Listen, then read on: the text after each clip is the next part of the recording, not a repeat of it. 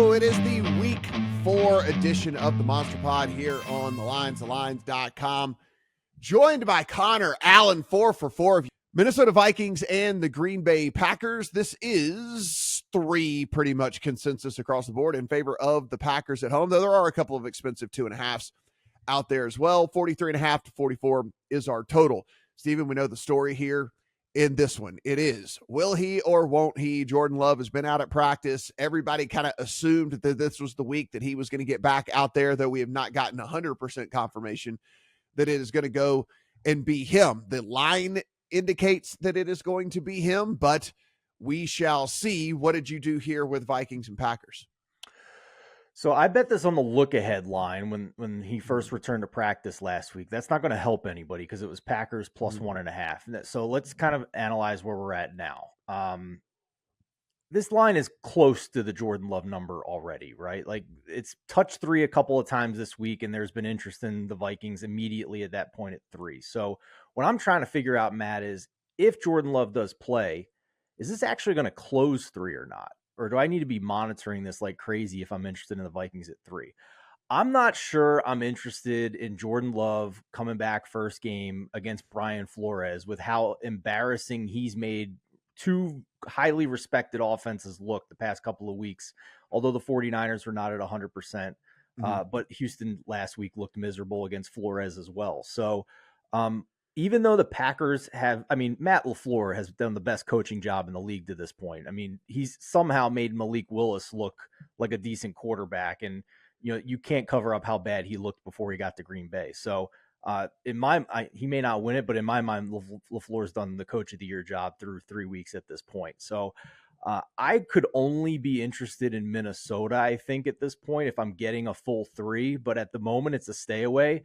The other thing I just wanted to briefly mention, Matt, with this game, Sam Darnold's been the talk of the league, big surprise this year with Kevin O'Connell guiding him to the point where Darnold has come all the way up to 3-1 to win NFL Comeback Player of the Year.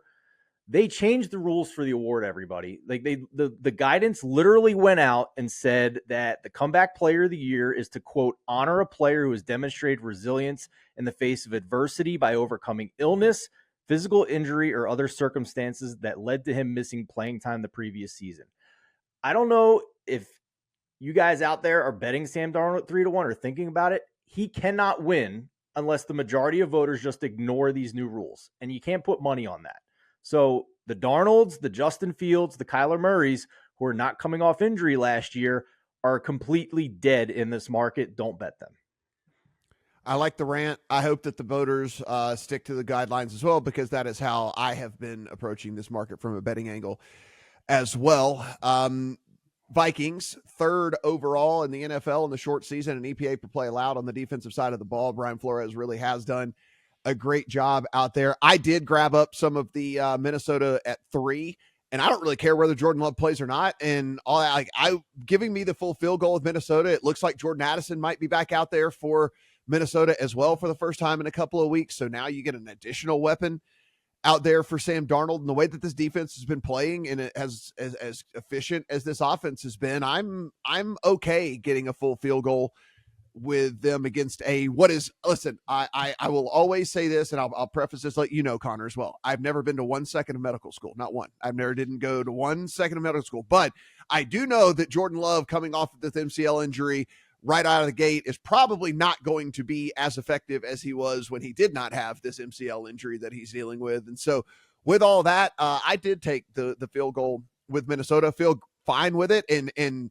if what you say is true there, Steven, if when it is officially official that Jordan Love goes, if this line moves even further, if I get on the other side of 3, then I'm going to unload the clip on this thing. Yeah, I agree. That at that point, it's an easy decision for me if I'm getting the hook.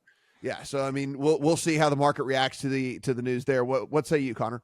Yeah, I'm not sure that we get a 3.5, to be honest, because again, I think there'd be like a ton of interest at 3.5 on the Minnesota side for a lot of the reasons that you guys brought up here. I was really interested. So last year, we saw these teams match up here in their first meeting. Obviously we know that Brian Flores likes to blitz a ton, but he also plays a lot of zone behind it. Their first meeting, it was pretty much a complete disaster. Like Jordan Love didn't play well. And this was kind of in the first half of the season where we weren't sure if Jordan Love was even like a viable starting quarterback.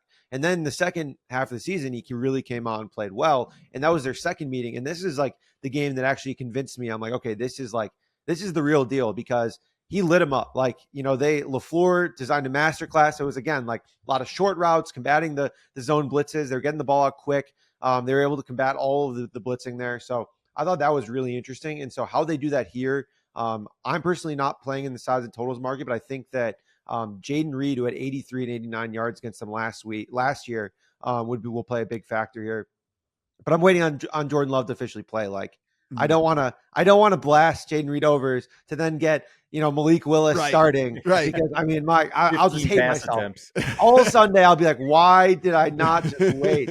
Like, I don't care. I'll sacrifice 2-3 yards, whatever. Like, it's at 48 right now. I'll take 2-3 yards off just so I can get 100% confirmation that it's Jordan Love.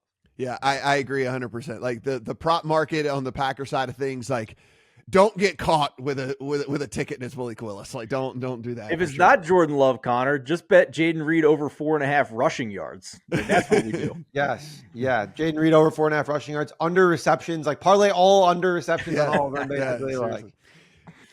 Guys, as always, everything we do absolutely free. So please hit that subscribe button. Do appreciate you hanging out. Give us a thumbs up. Let us know in the comment section what game stood out to you. What did we miss? What do you agree with? What do you disagree with? Let's be frank. You're only going to put what you disagree with in there. That's fine. Just tell us what you disagree with and tell us that we're idiots and all that. And we'll go in. We'll read them for sure. Don't think Steven doesn't go back in the comments, because we made a clean sweep on Thursday night when everyone was calling us idiots. And Steven went in there and did a little poking of the bear. So it's just a little poking of the bear. Just a little poking of the bear in that. Of course, if you have not already, go in. Check out all the great work Connor and company are doing over at 4 for 4. It is literally not only sports betting, but great fantasy stuff, DFS stuff, and great projection systems that you're going to want to use in your process. So be sure and put that to play over there for Connor. For Steven, I'm Matt. Good luck on all your week 4 bets.